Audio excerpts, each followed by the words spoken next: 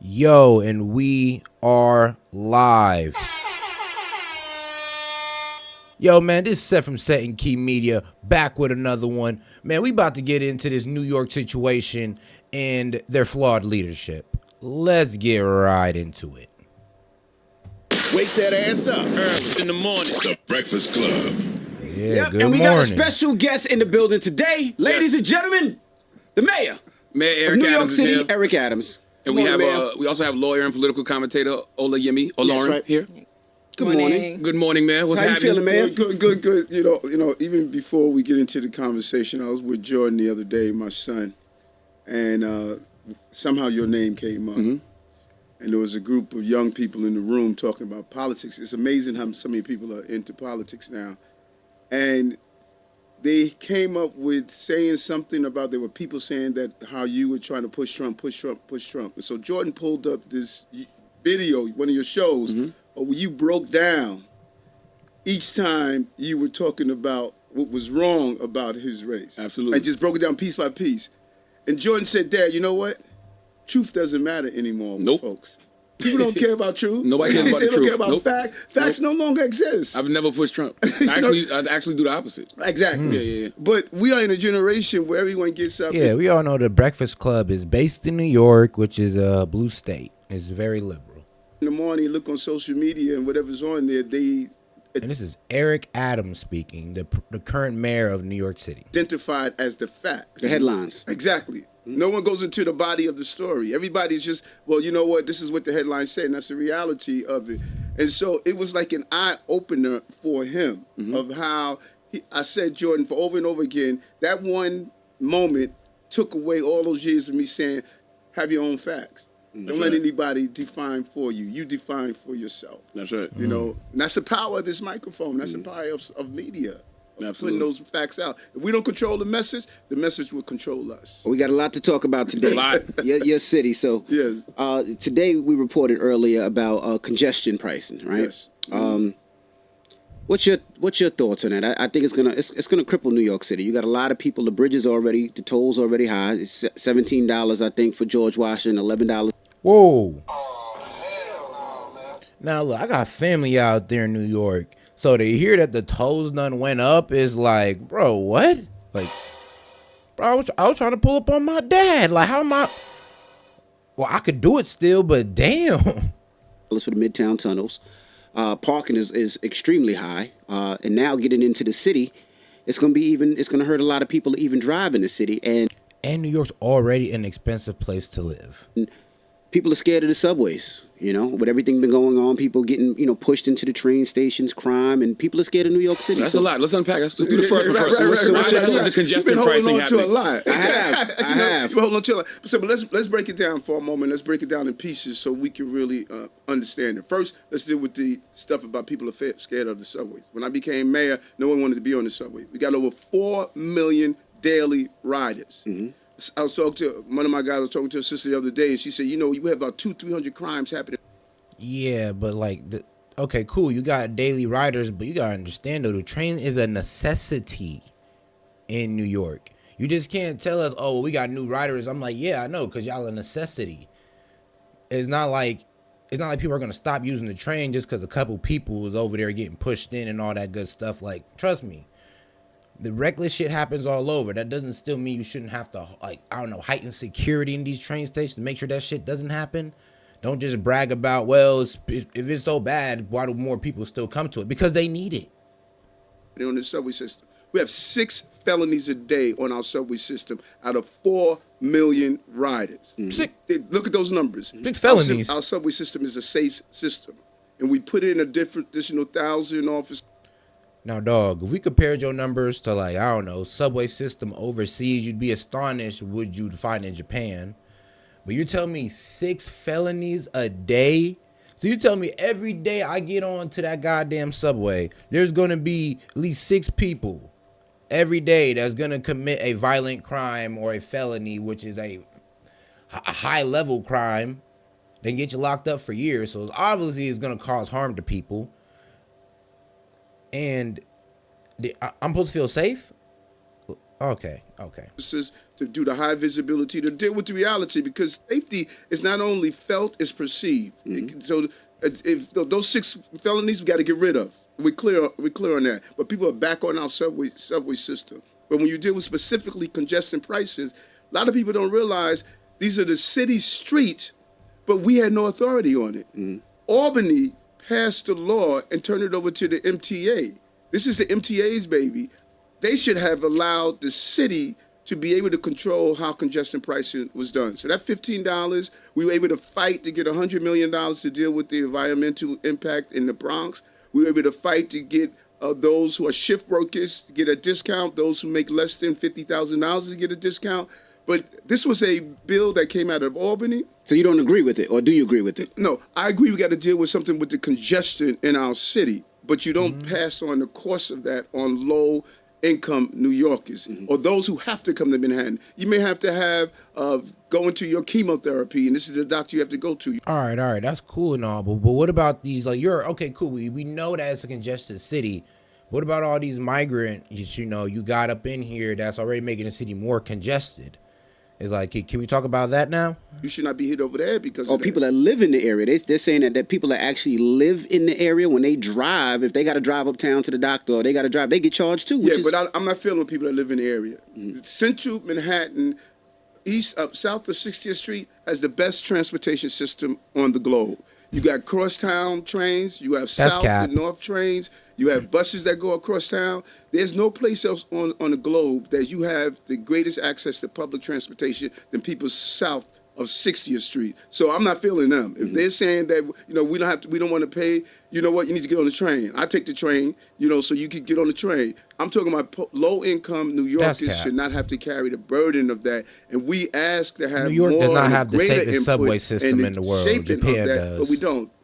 People don't often realize we're creatures of Albany. Albany passed the laws. We have to implement the laws that are down here. Would you get on the subway? Yeah, I think you're right that there is a difference between perception and fact and how people feel about safety and the way people feel about the subways. And I think it's your own rhetoric about the subways that has a lot to do with why people feel scared, despite the fact that millions of people ride the subway every day without incident. But you've continued to fearmonger about crime.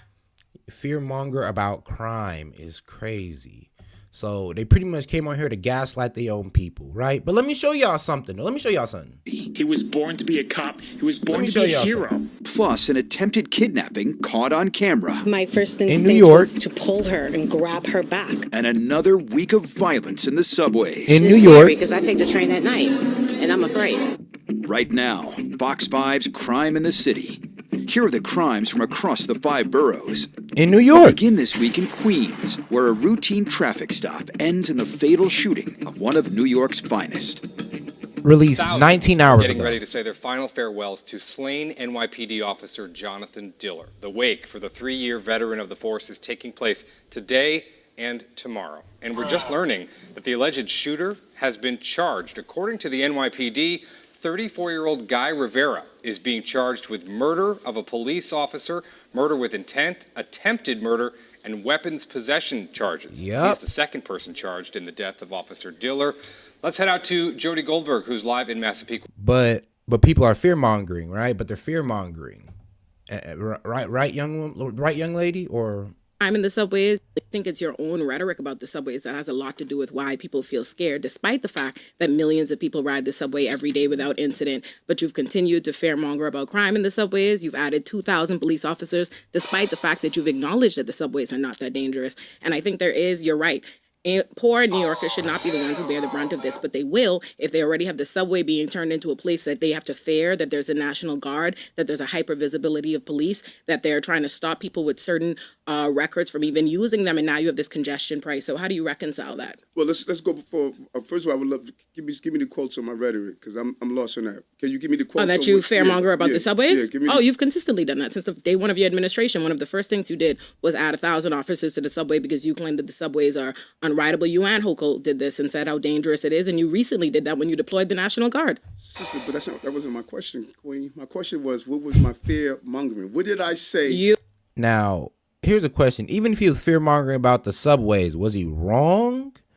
Now, I see how he's trying to walk it back further down the line coming up to election year. He's like, yeah, well, maybe me still having unsafe subways isn't the best for election right now. So let me try to play it off. But nah, she brought up a good point. Like, you was fear mongering it, and now you're trying to say that it's safe. And I just showed y'all a video where New York not looking so safe. You continuously say, I could point to a number of videos and quotes and everything from you, but you've said repeatedly that the subways are dangerous, that New York is dangerous. You complain about crime relentlessly. So what I'm saying to you is, if you are saying that New York is the safest city, it's one of the safest big cities in this country, which is true, and you're recognizing that the subway stations are, in fact, not half as dangerous as they're presented to be, I'm saying, how do you... New York is not the safest big city in this country. That is that's a lie. All right, come on now. We all know that's a lie, chat. Reconcile how your rhetoric has played into people's fear. Okay. And not even just rhetoric, I would say the actions, because she's right. If you tell us... Which is different. But it's the same thing, though. If you put 1,000 police officers in the subway, 2,000 police officers in the subway, that don't make us feel safe. We think something's wrong. If you God. Let me peel back again, because you got to always peel back this stuff, because oftentimes how you're depicted in the media that I don't control is how people interpret you. I didn't put the National Guards in the subway. The governor did. I know, but I know what you said. But you said, Eric. You stood with Governor Kathy Hochul and you co-signed that decision. You did. And I'm not saying this as some... Well, come on. You got to give him a break right there. If it comes from above him, like, there really isn't too much say he can have about it. And it's the governor getting on his ass about going like, yo, what the fuck is going on in these New York subways? Like, yo, I run this state and this is looking bad on me. So, yeah, I get it. Someone who's following social media, I'm saying that as an attorney in the city and an activist who follows everything that you do. Yeah, I'm glad you do. Because then you realieve how I turned the city around if you follow everything I do. You realize I would say no, but we could get to that next. Yeah. Loosen up your time, man. It's going to be a long day. Listen, and I enjoy every moment of it. That's right. Because this is what I do. Right. When you come with a serious history, if you follow everything I do, you know how long I've been doing this. Mm-hmm. And you know what my record is. Mm-hmm. So let's peel back what you just stated. When fear is perceived and felt, that's what fear is. Mm-hmm. So no matter, as I shared, that we have 6 felony crimes a day with 4 million riders, if people feel unsafe, when we get in the subway system, I ride the subway system. Now, chat, do you feel safe with 6 felony crimes every day, even though they got 4 million riders? Like, why couldn't it just be like, I don't know, like 6 violations or 6 misconducts? No, we're talking about 6 felonies. That's wild. Those are extreme crimes being committed on a subway system. Listen, I talk to commuters and I say, underplaying it. Am I tripping or is this man underplaying felonies? They said, Eric, we see more visible uniform officers in our subway system. We're gonna feel safer. We got it. Oh, let me. Can I peel you can it talk. back? You can peel it back. So we got it that the numbers are down. We got it that we're back on the subway system post COVID. But when we see, this is what the public is saying, when we see the visible presence of a uniform officer, we feel safer. Now, you may say, Eric, I don't want to see a visible presence of a uniform officer. And that's cool. But that's not what the overwhelming number of New Yorkers are saying. And I'm saying to you, the New York City comptroller, Brad Lander, recently put out a report finding that 50% of the city is disappointed and does not feel safe based on your rhetoric about the subways and your over-police presence. Okay. Yeah, what would y'all think about that, chat? Really, if you're going into an establishment that's supposed to be safe, but it's highly secured, National Guard strapped up in there, not just regular security guards, but National Guard strapped up, you're not thinking that's a safe place. You're thinking that this is a place that it can go up at any moment. Like, let's be real. Well, sister, first of all, that's not what it says based on Eric's rhetoric. That's not, you keep using... No. Did they say based on Eric's rhetoric? Do you want to talk about based on your specific... No, sister, I'm going back to what you said, because you're an attorney. They have. Did they say based on Eric's rhetoric? They have. The city is... They have multiple reports. The New York Times, the Gothamist, the city comptroller, and the federal monitor who's tasked with making sure that NYPD and Rikers are in compliance with the law have both submitted reports saying that since you became mayor, there's been a return of stop and frisk, that there have been over 15,000 stops, 97% of whom have been on Black and Hispanic people. A fourth of those stops and searches have been unconstitutional, and they've yielded very few results. Now let's peel it back. Eric Adams, 100 Blacks in law enforcement, testified in federal court that the federal court judge stated, based on Eric's testimony, we are going to rule against the police department. We were dealing with 1 million stops. All right, man, I'm covering this man, Eric Adams. Man, bro, he's the mayor of New York. Yeah, the New York, the one that's fucking up. with killers in the subway and 6 felonies a day in the subway, and he's underplaying it. A year. When I was with 100 Blacks in Law Enforcement, my advocacy is what turned it around from that 1 million stops a year. Look at the numbers right now. I am looking at the numbers. My advocacy and showing how to do policing correctly, because it's not that you want to eradicate proper police practices. You must make sure they do them right. And that is what I have been able to accomplish in this city, taking over 13,000 guns off the streets of the city of New York, who the victims are black and brown people. When I go to community meetings and talk to community residents, they don't tell me, Eric, we don't want more police. They say, Eric, we want our police doing their jobs correctly. And that is what I'm doing. The federal monitor, who is tasked with ensuring that NYPD is following the law, conducted an analysis that happened 8 years ago. But it's like, dog, how you gonna say 6 felonies in a subway? Hey, this girl over here telling you, I ain't gonna lie, everybody been saying you been fucking up. He said, what you mean? I turned this bitch around. Bro, they looking at his ass like, bro, what you talking about? They're still here monitoring what you're doing, and they said that you have brought back stop and frisk policies that are worse than they saw even during the Bloomberg era. Man, but more importantly, they analyzed the neighborhood. My family out there. I can show you the report is available, and I know it's been available to you because your spokesperson has commented on it. They did an analysis of over 10 precincts, 10 different precincts. That is factual. There's a federal monitor reporting to Judge T. Swain on it and presenting the information. They said that, yes, listen, let me finish so you can peel it back. They conducted an analysis of 10 different precincts, and of the stops of 10 different precincts, they found that 97% of them, by the way, of the neighborhood safety teams that were disbanded in 2020 because of their disproportionate abuse against Black and Hispanic people that you revived, they analyzed 10 of those different neighborhood safety teams and found that they're conducting 97% of their stops on Black and brown people, and a quarter of them are unconstitutional. That's what the federal monitor said, not me. Yeah, and at the same time, let's be clear on this, because hey, that's wild as hell though. To have a black mayor and that's going on is like.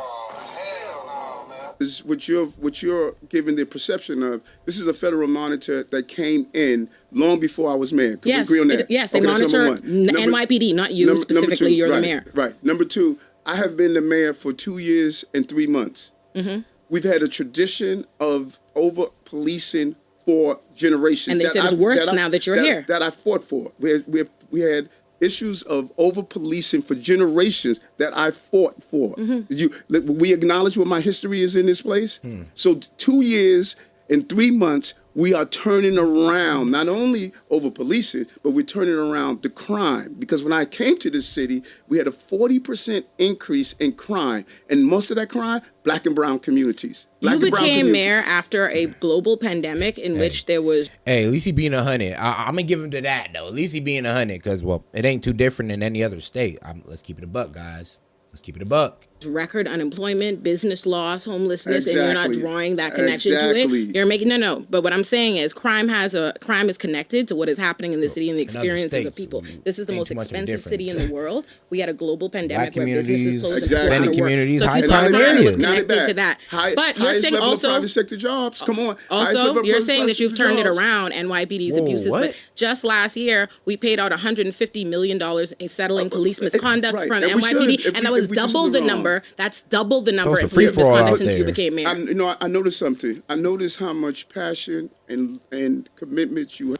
You know what, Ferguson? And God, they is talking they shit right now, but I'm gonna treat y'all to a treat real quick. Look, I got y'all. Let's get into their crime a little bit. Where mourners will be gathering later today. Jody. Chris and Bianca, well, last night there was a moving vigil, and today mourners will descend on a massive people funeral getting home put down to say their goodbyes to Officer Diller, who is being remembered here as a hometown hero. Through tears, close to 1,000 mourners held candles and each other at Officer Jonathan Diller's vigil last night. His wife Stephanie exploding with emotion. She's left to raise their 1-year-old son Ryan without his dad. Diller's brother-in-law spoke on behalf of his family. He loved what he did. He was a cop. He was born to be a cop. He was born to be a hero. Okay? He was born to be a hero. He died being a hero.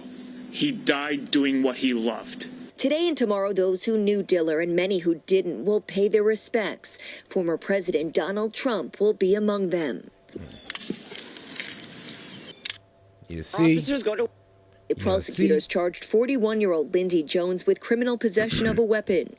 Oh, and look at our fellow black man. Look at high crime. Like I said, so he wasn't wrong. He wasn't wrong. He got her on that point. Like They say he was in the driver's seat of the illegally parked car that Diller and his partner approached Monday in Far Rockaway.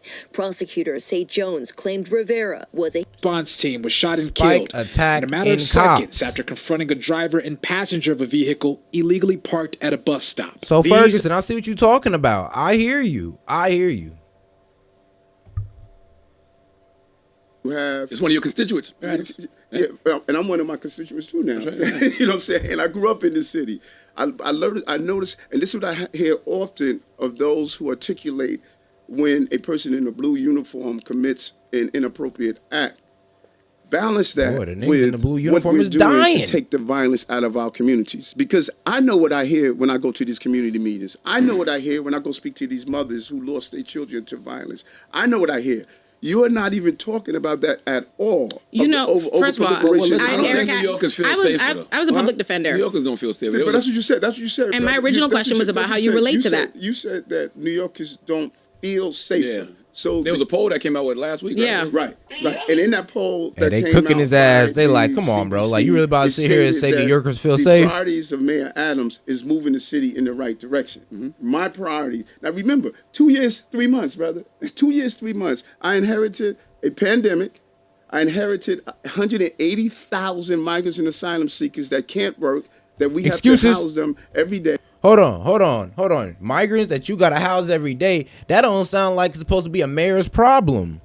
Like, what about yo people?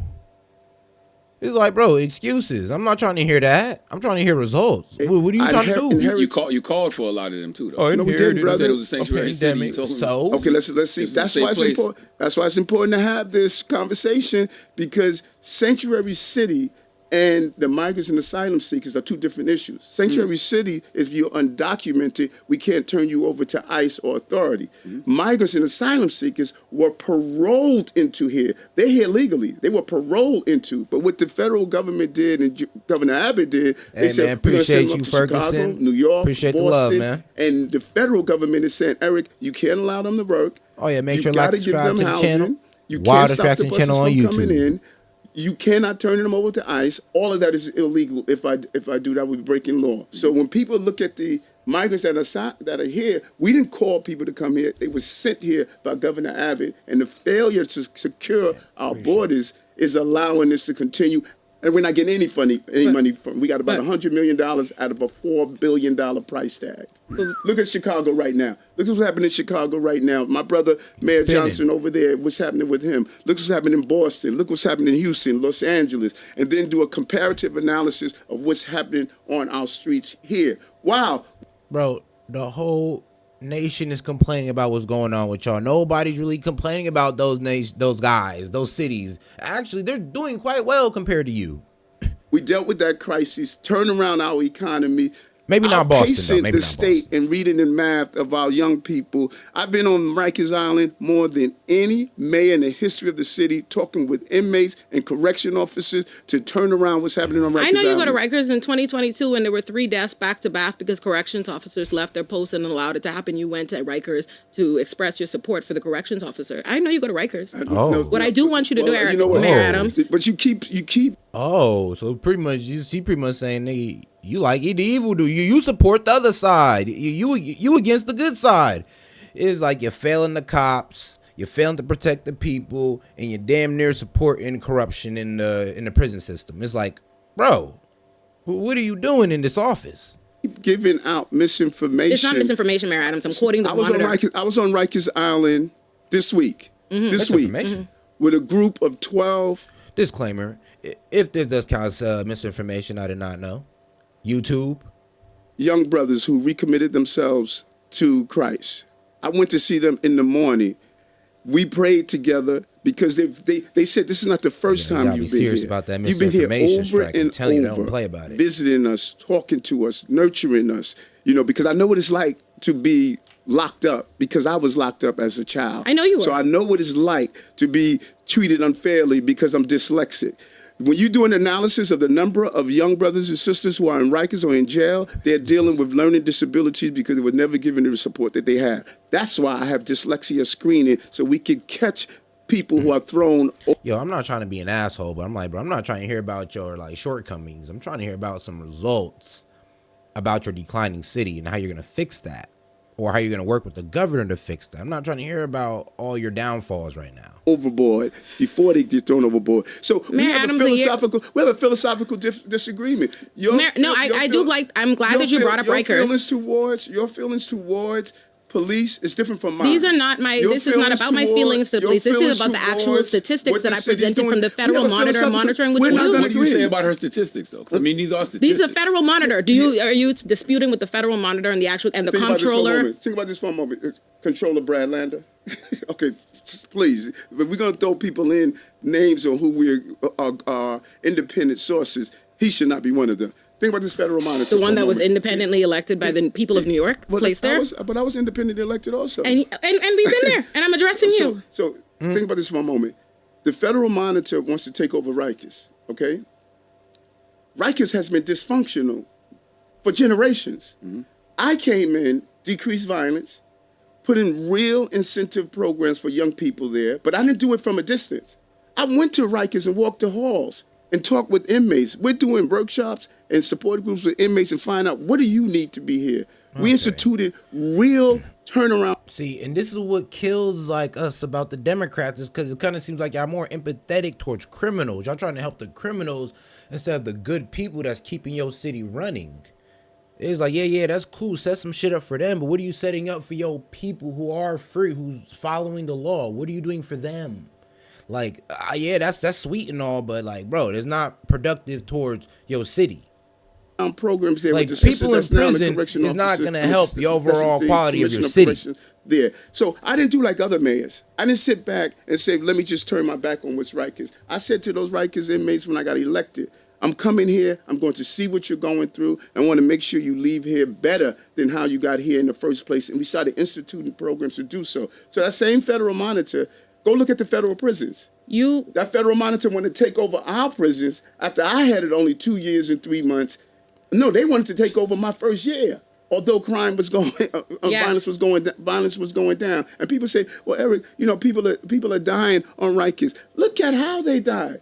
People are coming into Rikers in terrible medical conditions and not getting their medical appointments. It's not that they were dying because correction officers were killing them. People were coming in with heart problems, they were overdosing on drugs. Because he can't even address what she talking about. Like, hold on, let me see if I can sympathize to Charlemagne instead of addressing the facts that the young lady spitting in the back. When will people in Rikers start to feel that? Because I know I got people that are in Rikers right now serving time, and they got good time, like, bro. He's not getting used put on the hot seat. Brother, who likes jail? Respectfully, Mayor Adams, fundamentally, the things that you were saying is untrue. You actually cut $17 million that were used for classes for people at Rikers to re-enter society. Those were cut under your Those were cut under your administration. We were spending millions of dollars. 31 people have died at Rikers since Eric Adams became mayor. Millions of dollars. Bro ain't even acknowledging what she's saying no more. He's like, look, you just gonna go in the opposite of me. Fuck it, I'm gonna talk to Charlemagne. You out this interview, Charlemagne. It's like, bro, yeah, he just completely eggs her out. These professional folks who do these programs, reentry programs, millions of dollars, 7 people sitting inside the class. When I came into office, I said, wait a minute, why are we spending so much money on programs, but our people are still in these bad conditions? People have profitized poverty. They're making so much money off of black and brown people because it's a lucrative business to come up with all these different programs, all these different ways. And then when you go to them and say, let me see the results of the programs that we're paying you millions of dollars for. And then you look and see, well, who's in charge of these programs? They don't look like us. Moments ago, you said you instituted programs. And when I brought up the fact that you actually cut programs, now you're anti-program. Okay, 31, at least 31 people have died at Rikers since you became mayor. That's why they're pushing for a receivership. Fatherless No More program. Fatherless No More. This was the brother, the pastor. Fatherless. So 31 prisoners dying, 6 felonies on a train, and why is this man still why is he still mayor? I'm sorry I misspoke, but why is he still mayor? No More is called the program, and I would encourage you to come and check it out. This brother here, instead of saying, pay me millions of dollars to do a program to turn around the lives of our young brothers in Rikers, he doesn't want money. He's committed to the cause. But you have these professional programs that were in place. And when I went to them and said, show me the results of what you've done in these programs. Show me what we produce for our millions of dollars. As in many of these programs in the city that I'm saying, we're no longer paying y'all to just play us year after year. So Fatherless No More is turning around the lives of people, not being paid millions of dollars for it. If we're really true to what we say we want to do, why do we have to pay you millions of dollars to do it? You know, why don't you come on Rikers like I do and volunteer? Why don't you come and really be committed? Because people are not committed to us, brother. They've been playing us. You know, this is a street hustle that have been going on for. Well, maybe if the people were better taken care of and they weren't scared for their lives, you know, like they already got enough criminals running around in their streets. Why would they want to go into the prisons and help them, the other criminals? It's like, dog, you're not making sense. Years, and people have eaten off of the dysfunctionality of watching us stay in these permanent states of being. A lot of people are upset too. They feel like the prison reform is bad for New York City. They're saying people do crimes, they get out immediately, and then they commit the crimes. We just seen an officer that passed away a couple of days ago. Rest in peace to him, and always healing energy to his family. But they say that individual was arrested for a gun and has a record the size of we don't know what. And they're saying that people are doing crimes and they're getting back out. Officers don't want to arrest people. A lot of officers don't even want to be officers anymore because the people that they're arresting get out so fast. So what do you say to that? And brother, let me tell you something. I say this term all the time. Idealism collides with realism. This far leftist mindset that believes we should not have a criminal justice system in place, we're going to look like some of these other cities that you're seeing with a lack of a criminal justice system in place. We're losing correction officers. We're losing district attorneys. We're losing police officers. We're losing probation officers. We're losing school safety agents. Every piece of our public safety apparatus that the everyday working class person wants, we're seeing it all of a sudden erode. And we're going to lose the foundation of our prosperity, and that's public safety. So when you look at these cases, we have three problems in this city that if you dig into it, you'll see how they continue to intersection between each other. What are they? We have a recidivist problem. This is not true. It's a revolving door. 38 people that assaulted transit workers were arrested 1,100 times. 545 people that were arrested for shoplifting were arrested 7,500 times. Wild enough, you go back in this video, he was just talking about how New Yorkers feel safe. The person who shot that police officer, his driver was just arrested for having a gun in April of last year. Now he's back doing the same thing all over again. These guys are arrested 10, 15 times. It's a small population of people that are repeated offenders. The second problem that we have in the city is a severe mental health problem. I'm not talking about just somebody that's depressed, someone that's going through a bad day. I'm talking about a severe mental health problem. Go look at these cases of assaulting passengers, pushing people on the subway track. The cat that pushed the person on the subway track the other day, in and out of the system. And so when I came into office, I said, we can't keep just walking by these people that are dealing with severe mental health issues. We need to give them wraparound services and care. The far left pushed against me. Lock his ass up. That's what you really need to do. That's what you really need to do is lock his ass up. Like, what? We need to give him supportive and care. No, that's the problem with these Democrats. Y'all too empathetic towards criminals, but have no empathy towards the people who actually help the city run. Where's the empathy for the police? You over here talking about, oh, well, what about the crime? We need to help these guys that's pushing people onto the subway. No, lock his ass up and throw the key away. Fuck him. Oh my gosh. You inhumane? You just want to take people off the streets? I said no. In this city, people are not going to live. People are not going to live in encampments. They're going to live in tents. Go look at Los Angeles. Go look at Oregon. Go look at all these other cities where you see tent cities, San Francisco. You see tent cities. People, when I went out in January and February when I got elected in 2022, I went out without my security team and started visiting people in tents and encampments and started talking to them. Bipolar, schizophrenic, human waste, drug paraphernalia, stale food. They didn't even realize they were in that state. One cat was an ex-police officer that I spoke with, didn't even realize, started seeing and talking to himself. I said, I'm not going to do this. My city's not going to be like San Francisco. It's not going to be like these other cities where you're watching people living on streets in tents and tents. You don't see that in New York City. Third problem we have is random acts of violence. Bro forgot to Those support the random people. acts of violence are being highlighted. If you have 24 hours in a day, and something that happens to you in an hour in a day, you start to define yourself as that entire day. Those random acts of violence are plastered on social media. They're plastered on the NYPD newspapers. Twitter page. They're plastered on everything. People begin to believe that, I'm living in a city that's out of control. We are not. She made a good point, though. If NYPD is reposting that kind of stuff, what are we supposed to think? I said at the beginning. Everybody got a phone, brother. No. NYPD's page is doing this. Has recently been there so much so that they're arguing with journalists on there. It's NYPD on their own Twitter pages that are posting and sensationalizing crime. And I said this at the beginning. You said that there's a difference between perception and reality. How Not the cops on X Twitter and they just like, bro, ain't no way, bro. You just letting these niggas out. We over here getting bodied. I don't want to do this no more. They just going crazy. Putting out crazy statistics. No, I'm gonna have to look at their Twitter page. people feel afraid versus how safe New York actually is. And I agree with you, but I said that it's your own rhetoric and NYPD's rhetoric that plays into that. And you did it just now because the reality is a condition of release for everybody, for every crime, whether it be non-bail eligible or bail eligible, is that if you commit a crime and you're rearrested, that you bail can and will be set on you. So that's the first thing. Second of all, they have conducted multiple studies, but the Brennan Center literally just put out one. Less than 2% of anybody in New York City that's released on bail is rearrested for any violent crime.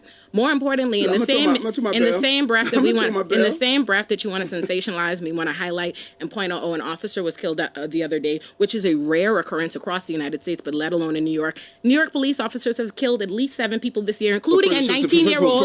An NYPD officer killed a 19-year-old in Queens yesterday. I'm not going to dismiss the loss of a life of an innocent person that wears a uniform to protect us. But you do, of the 31 people dead at Rikers and the 19-year-old killed yesterday. I feel like I don't want to take you out of context, and I don't want people to all of a sudden criticize that you're being dismissive of a young man being shot Mayor and Adams, killed. that's not going to work on me. I'm not trying to work anything on you. I lost a member of the police department the same way I go to see the mother of an 11-month-old baby that was shot in the head. When I first became mayor, I sat in a hospital with her. The same way I go visit these mothers who lose their children to gun violence, I go see them. Yes, but not the mothers of the people who are dying in Rikers. Just as I go to see the family member of a slain police officer, I go visit those parents that lose their loved ones to violence. Are you visiting the family of the? Do you do that? First of all, yeah. First off, though they're in jail. I ain't gonna lie, when you in jail, it's a free for all. I understand we're supposed to give them some type of safety, but you are in jail with criminals, G. I don't know how much safety we could give you, but let's just focus on the people who are following the law, who are free. Why do we care so much about who was going on in jail? Yes, I did. I held a right. I represented hundreds. You went to visit the family member of a slain officer? No, not the slain officer. Okay, of course you did. No, but what about the 19-year-old that was killed yesterday by NYPD in Queens when he called for help? Have you said anything about that? Are you visiting them? Yeah,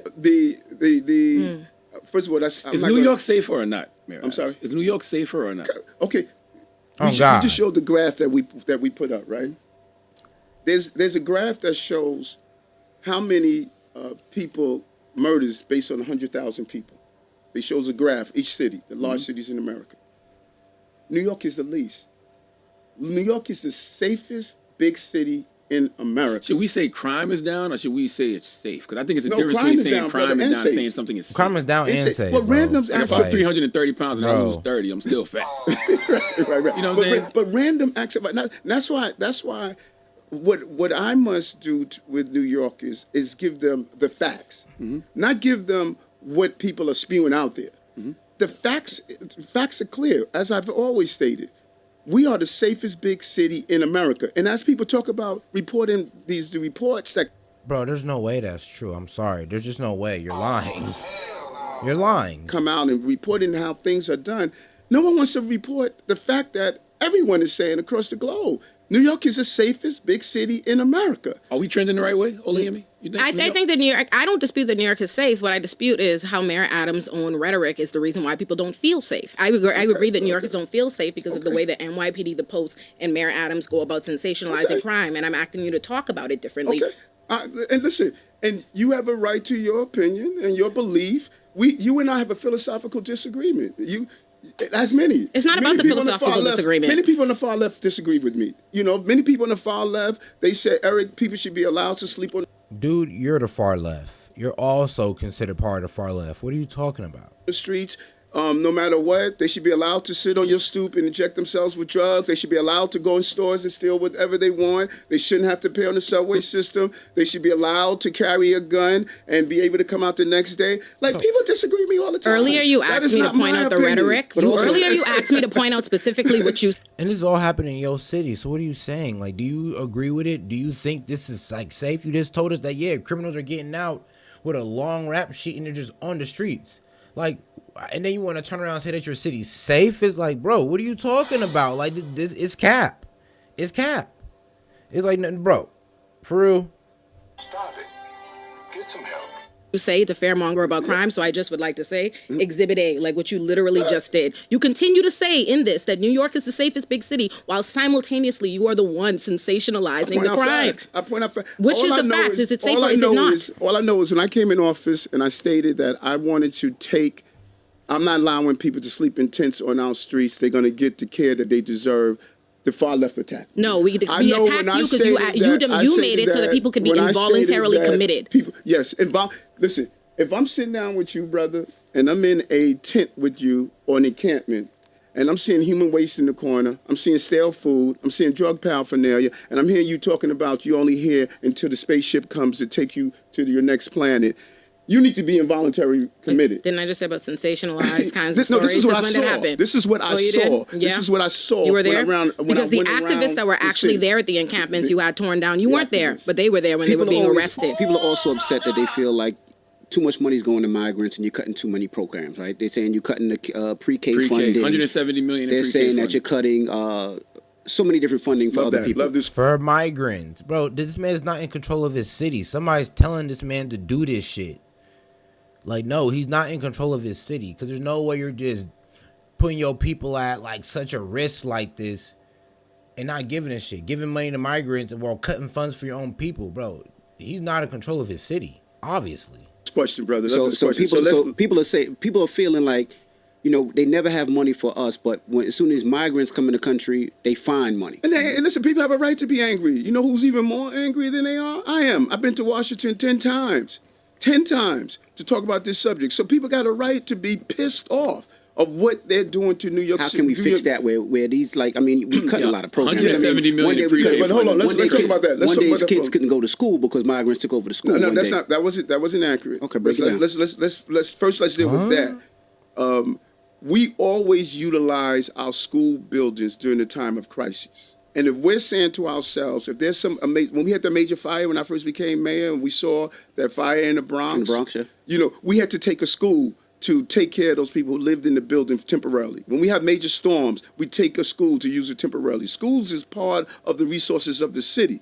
And thank God we had something called remote learning with people.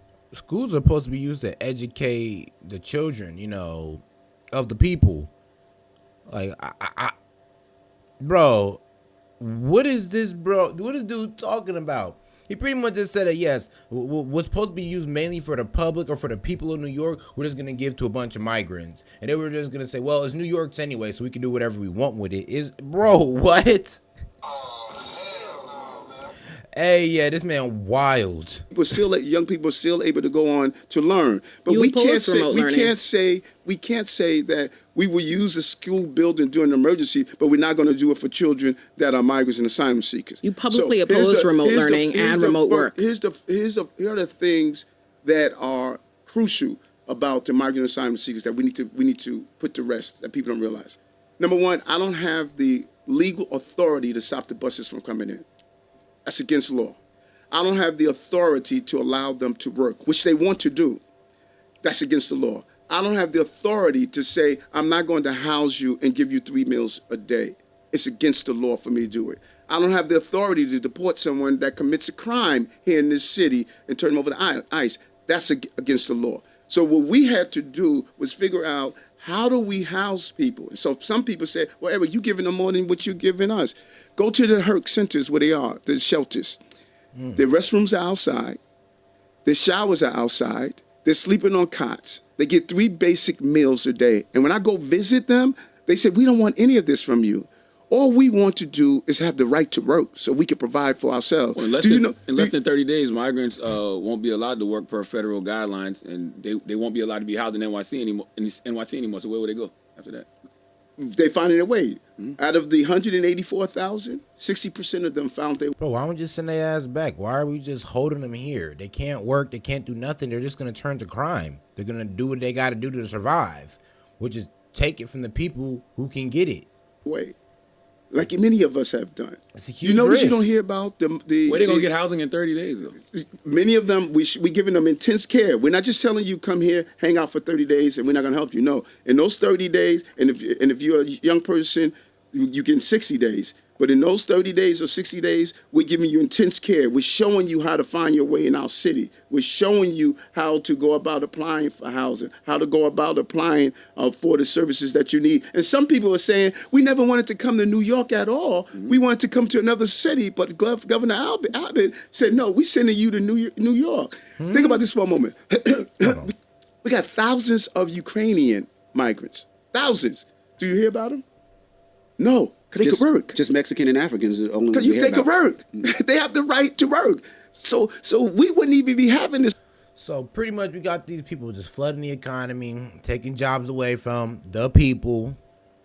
So if they're working, like what about the people? What if people actually need work in America? And you're just giving these jobs to migrants?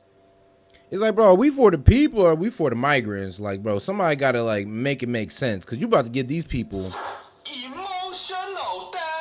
This conversation, if we gave them the authority to work. And you know the real irony of this? We need workers. I need lifeguards. I need food service workers. Many of these migrants from Venezuela are nurses and other professionals. I need people to backstretch workers. Other states are telling. Bro is really repping the migrants right now. He's really repping the migrants. He's like, yeah, we should have these people working and working and working for us. And I'm just like, damn, doesn't that kind of go along with the conspiracy that you're trying to make these guys loyal to the Democratic Party so that they'll vote for y'all? Telling me, Eric, we will take the migrants and asylum seekers if they just allow them to work. We're not going to take them and just have them sit around every day. If they're allowed to work, we would take them. I agree with you. The national government. She agrees with you. I agree with you that migrants should be. She agrees with a lot of stuff. No, I trust you that I do not believe. She's on that train. I'm sitting here, Mayor Adams. She's going to be dialing 911. First of all, I ride the subway every day. I've worked as a public defender in this city and represented thousands of people. So please spare me. No, I'm not. Do you think more police make people feel safer? Trust you that I do not believe. She's on that train. I'm sitting here, Mayor Adams. She's going to be dialing 911. First of all, I ride the subway every day. I've worked as a public defender in this city and represented thousands of people. So please spare me. No, I'm not. Do you think more police make people feel safe, especially black and brown people? No, they don't. No, black and brown people? Yes, brother. I just had a town hall. I just had a town hall yesterday. All these black and brown folks inside that town hall. Number one issue they came up with: we want to feel safer. We want more cops on our corners. People want to feel safer. It doesn't mean they want more cops. And if they did, New York City has the most police in the country. We have the largest police department in the country. Yeah, it's then like a second army. That's facts, bro. NYPD is the largest. After that, I think it's LA and then Chicago. But bro, and that's surprisingly where I'm at in Columbus. How many more police do you want, Mayor Adams? You go do an analysis across this city in communities of color and ask them. I live in Flatbush. Do you want us to take your police away or do you want more police? I guarantee you would be lost to find someone in these communities of color. What about when you add resources to that list? Do you want more resources to get to the root of these issues? That's what people want. Think about the resources. Think about the resources we've done. Check out what we've done. Check out what we've done. Advocates, the far left, they have been calling for summer youth employment for years. We gave them 100,000. Never been done before in history. Never. They've been calling for investment in NYCHA. We put NYCHA as our top program. When I was during COVID, I was knocking on doors, handing out masks to NYCHA residents because the city refused to do so, and people were saying, "Why are you giving masks to those people?" When I was knock on the doors, I would ask the residents, "How your children doing in school?" They said, "Eric, we don't even have high-speed broadband." I said, "When I get elected, we're going to change that." Now, NYCHA residents all have free high-speed broadband, so their children can have access like other children. We are doing the NYCHA Land Trust. No one was able to do it. What are you doing for your people? All I'm hearing is what you're doing for immigrants. What about the New York people, the Americans? What are you doing for Americans, bro? Because I'm hearing way too much handouts to immigrants right now. We put more people in affordable housing using the voucher system than the history of the program.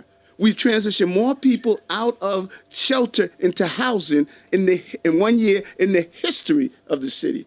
When I went to do an analysis with all of my gang members and I asked them the question, how many of you have learning disabilities? How many of you are dyslexic? With all of your gang members? Yeah, there's a lot. That's what you decided to characterize them. With people who you kick it with the gangs. No, I meet regularly with people who. You met up with some drug dealers at Burger King. Check this out. I'm glad you brought that up. Hold on, let me just finish this one piece because this is important. We noticed when we did the analysis across the country, not only in New York, across the country, 30 to 40% of the inmates. Hold on, bro. Out here meeting up with gang members and having lunch with them is crazy. In jail and in prison have a learning disability. Yeah, low-key, he failed. So when I sat down with the chancellor, I said, listen, we can't wait until people, until people break the law. We did dyslexia screening in our schools, and we were able to now catch it and give them the wraparound services they need. So I want to talk about Burger King. So I'm sitting at home, and I look in the paper. They say there's drug dealers selling drugs in front of Burger King. So I call up the precinct commander. And I said, what is this, man? We're not having open drug markets. He says, Mayor, we did a complete operation, buy and bust, went to see, what drugs are they selling, who's selling drugs. He said, these guys are not selling drugs. These guys are homeless, and they just come to feel as though they could be around others. So what I went on Sunday, I went down and did what other people don't do. I spoke with them.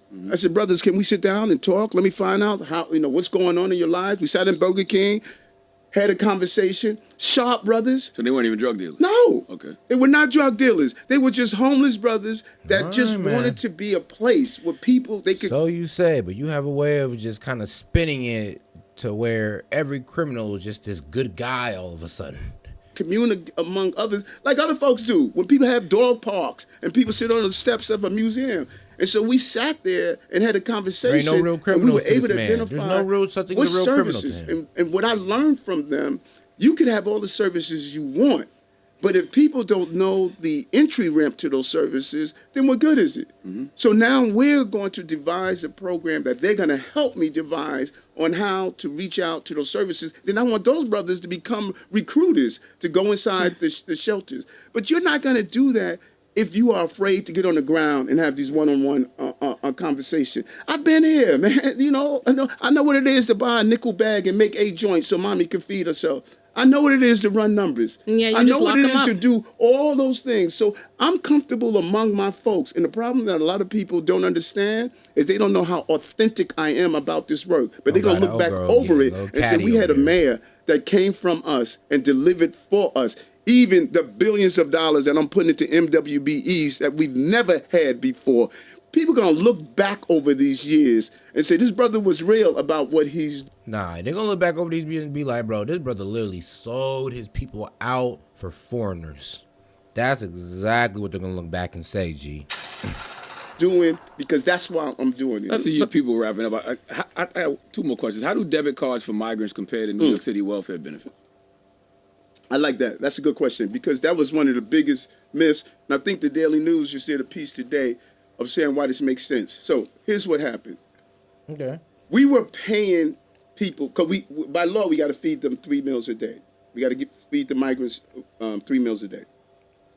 When I told the team, we got to bring down the cost of this by 30% because it was costing us too much money, $12 billion over 3 years, $4 billion already. One of the places was food. Of your money, of taxpayer money, of the people's money paying for migrants. We were seeing that we were having a 10% food waste. people were getting food that didn't want, and they discarded. So my team came together. First Deputy Mayor Sheena Wright, first black woman to be a first deputy mayor. She came up with a team called Mochify, an MWE, black product. They said that we Please don't virtue signal with black women. Please don't do that. can give people food cards That's just such a low where they can only Come on purchase now. food and baby supplies. You will save $600,000 a month in costs. People will buy the food that they want and not giving it to them from someone from some large conglomerate. Then they will have to spend the cards in the bodegas, the supermarkets, the local stores, so the money stays inside the community, and the program is run by a person of color. We're saving over $7 million a year. We're no more food waste because people are buying what they want. It's a black-owned company, so we put money back into black businesses. Like I said, I was. That's kind of like how we give money to Ukraine to buy like artillery from us. It's like, yeah, we're gonna give money to the migrants so they can buy their food from us. It's like, God damn it, the Democratic strategy be wild, but it doesn't really help anything. It kind of sounds like money laundering. Was going to do, and you cannot buy anything but food or baby supplies. It's a complete win. But people heard it, and it was sensationalized. Oh, you're giving money to migrants. They only get $13 a day for those 3 meals.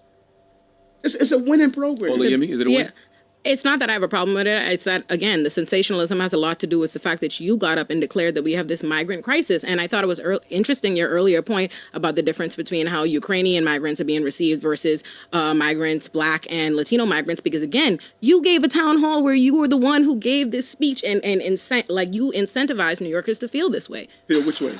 This feel like there is a migrant crisis where the migrants are being treated differently than them, where they're getting resources that the migrants are getting resources that are not being given to them because you were the one who presented it to the city that you had to cut budgets across because of the migrant crisis, even though recently you decided that you all actually do have the money to handle the migrant issue. That just wasn't publicized as much. No, so this goes back to my original discussion. Sister, you're an attorney, I'm amazed. I think your art is, I'm just going to throw it out there and make people feel Mayor that Adams, way before you say it, there's an entire council that knows you're lying. We still don't have the money for the migrants. We're spending $12 billion in 3 years, $4 billion already. What I said to New Yorkers at that town hall, this issue will will destroy our city. This issue. You called specific countries. I remember you calling the countries that the migrants were from. They weren't the Ukrainian migrants. You weren't talking about them. So what happens when we don't have... Hold on, sister. I did not call the countries what they were from. I went to the country. It's on video, I went to Mayor the country. Adams. I went to Ecuador, Colombia, Mexico, to get a full understanding of the flow. I went to the southern border. Just as I went to those brothers in Burger King, I went to the southern border to understand the problem. I remember you started that tour before you were going to go D.C. and when you were going to go to D.C. to talk to Joe Biden about the migrant crisis, but you were stopped because the FBI had to take your phones.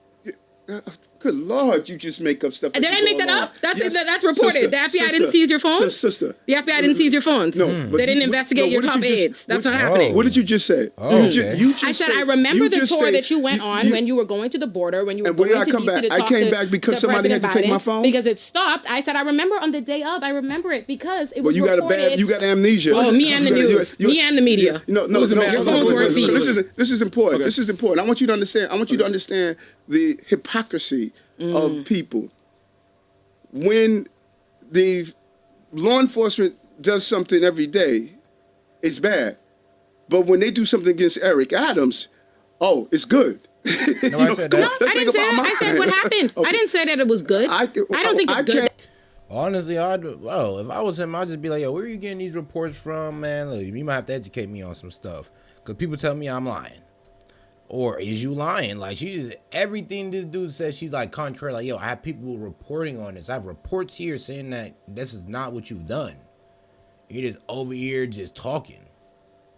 That our mayor is being investigated for illegal campaigns. I don't think that's I came back because of not that they had to take my phones. That is not true. And you should. I said it happened that day. No, it did not happen that day. I said it was reported before you were going that you were on your way to. Yes, it was, Mayor Adams. It was reported wrong. Where your phone? Did the FBI seize your phone? Did they search your top aides? Not that day. Did they search your home of several people? Okay. Yes. That's what I said. Okay. And I didn't say that was a good thing. I don't think it's good that our Okay, mayor is being there you investigated go. by the Okay, go ahead, FBI. bro. So, madam, so what happens when New York City doesn't have the money for migrants? And then, you know, the migrants are in this city, and they probably have to do what most poor people have to do, which is sometimes resort to crime. Right. How is that going to make the city safe? Right. And that's part of the problem. Imagine having a group of people 18 to 24 years old and it's being told you can't do anything all day.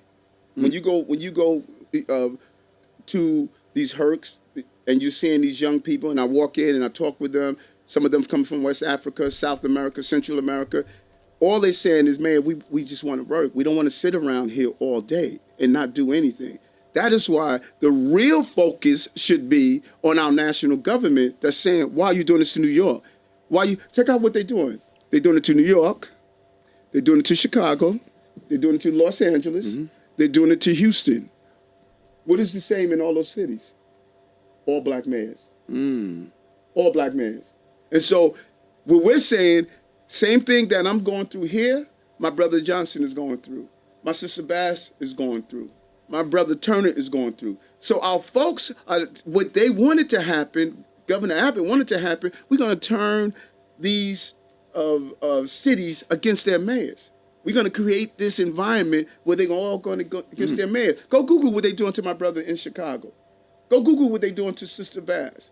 So the cities have now turned against these black mayors that are making real change for the first time. By over-policing black people. And they're using this to say, okay, these black mayors are not competent. They can't run their cities. They're getting everything to the migrants and asylum seekers. This is a perfectly executed plan. Bro, that's exactly what you're doing, though. And that we are buying into. To make black mayors look bad across the country. And when we're doing just the victim mentality, victimization. Why does every black person, why does every black politician gotta play that role of victimizing themselves, bro? That shit's pathetic. Oh my God. Opposite. I inherited a city that was in disarray. Disarray. Excuses. You know, and no matter how much you do your analysis, you got to walk away with, this brother got more private sector jobs in the history of the city. We reached that point. This brother had his bond rated increase. 40% increase in crime when I came in. We're now dropped those crimes. 13,000 guns removed off our city. Outpacing the state in reading and writing for our children in the public school system. 62 million tourists are back here. More housing vouchers. You go down the list, invest in nature. You go down the list, you're seeing a brother that managed the city that people said was unmanageable, and we did it in 2 years and 3 months. This is my last question. Do you believe the Biden administration's border policies have fueled the worst border crisis in U.S. history? In New York, you said New York history or in America history? I think leave it at New York history. I think it definitely impacts us, but I think it's an accumulation of what the White House is failing to do and the Republican-led Congress is failing to do and other administrations. People don't want to deal with the fact that we need real immigration reform. Now, let me tell you what that should look like. Do you know right here in our country where we are decreasing in population in many cities? We're hurting for people in many cities. When people come across the border. So you're hurting for people in many cities. So what? Instead of making the city nicer to attract more people to your city, you just flood it with migrants? Damn. So instead of improving your city, just flood it with migrants. People who's going to accept the low standard condition. The national government should say, you're going to go to this city where we need populations. Stay there for 3 years, and then you can go anywhere you want in the country. We need to use this crisis as an opportunity. Our cities are hurting. In Kentucky, they're hurting for backstretch workers in the racing industry. We should be saying, you want to come here? You're going to go to Kentucky. You're going to stay for 3 years. You're going to learn how to be in the country and work.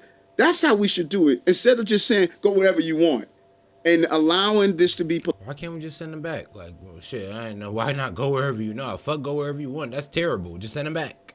Politicized by the governor of Texas and say we're going to hurt Chicago, hurt New York, hurt Los Angeles, hurt Philadelphia. We just got a sister who's was the elected mayor, the day she was being sworn in, a plane of migrants were coming in. Wow. None of them was coming before. Wow. When no migrants was going to Los Angeles until Bass became mayor. When the first female black mayor became mayor, when she became mayor, they said, let's start sending them to Los Angeles. They playing us, man. They playing us. Wow. Oh, you playing the conspiracy. I respect any elected official who can. Okay, so he's gonna. It's a conspiracy against black mayors. I can't control the situations. All I do is just help these guys and just put them over the people, you know. Fuck it. It's like, I don't understand, bro. His points here. And come have this conversation, because these are the tough questions. From your constituents. Yeah, without a doubt. You know, what can y'all do to work together? we should. Yeah. Because no matter. Because both of y'all care. Yeah, without a doubt. You know what's actually interesting? You said that because because one sounds like she actually care about the people, and one sounds like he care about immigrants. So I don't know. I don't know if their interests align all like that. When I was in, I'm in rooms with folks, and I walk out of those rooms, and I say, you know what? We both disagree, but we both love the city and love our people.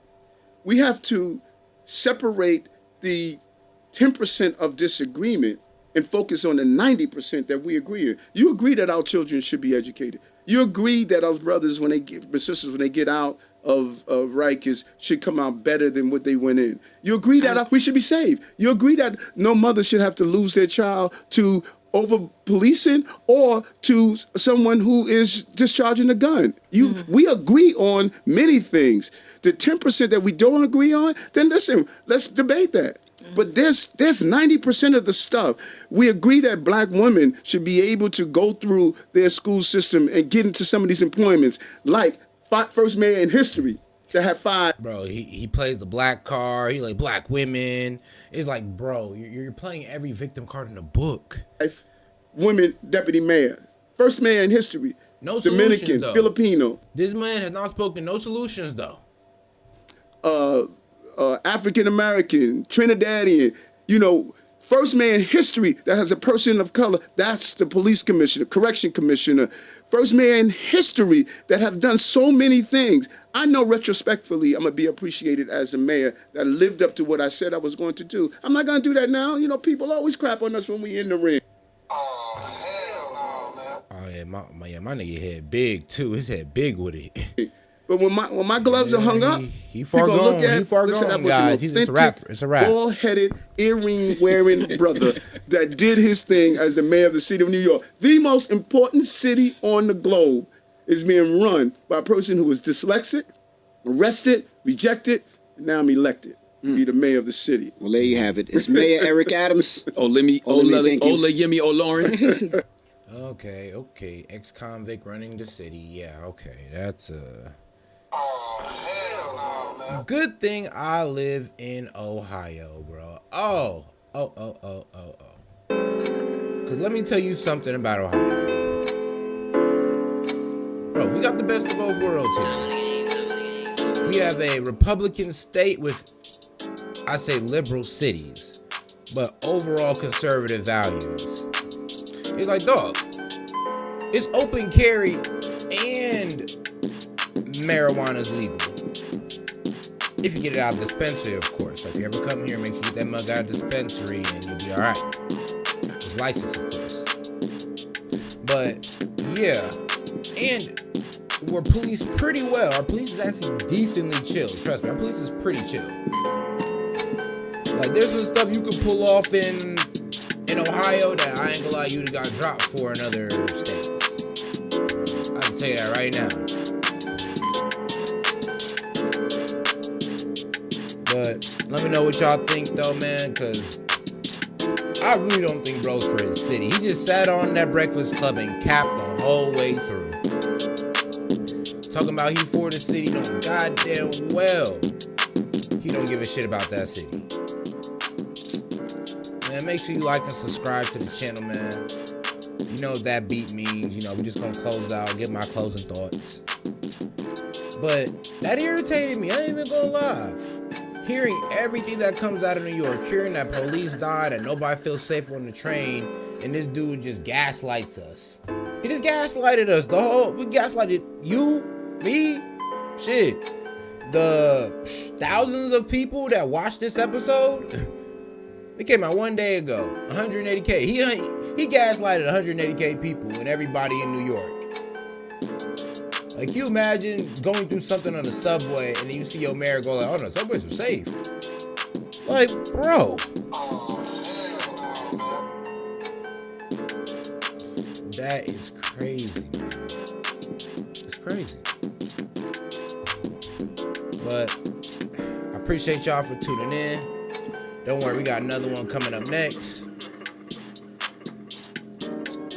Yeah, happy Saturday, man. I'm about to be here with y'all all day. Next topic coming up soon. Man, this is Set with S.E.T Media. Y'all have a good rest of y'all day. Peace.